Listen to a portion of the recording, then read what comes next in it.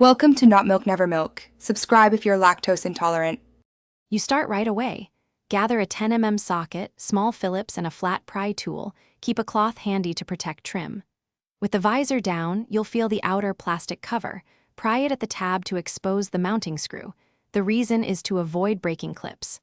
Once the cover lifts, support the visor with one hand and remove the visible screw. Make sure to keep parts together so reassembly is straightforward.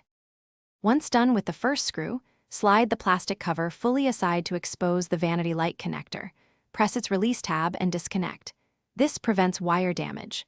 Next, use your 10 mm socket to remove the bracket bolts while you support the visor so it doesn't pull on the wiring or clips. Make sure to work slowly as you free any hidden clips along the base. Keeping bolts and clips in a labeled container saves time when you reinstall the part. You remove the visor from the mount, inspect the bracket, clips, and wiring for worn or broken teeth so you understand why it failed. Reinstall in reverse. Seat the visor, reconnect the vanity light, align the clips, hand start the bolts, and then snug them with the 10 mm socket. Don't over-tighten.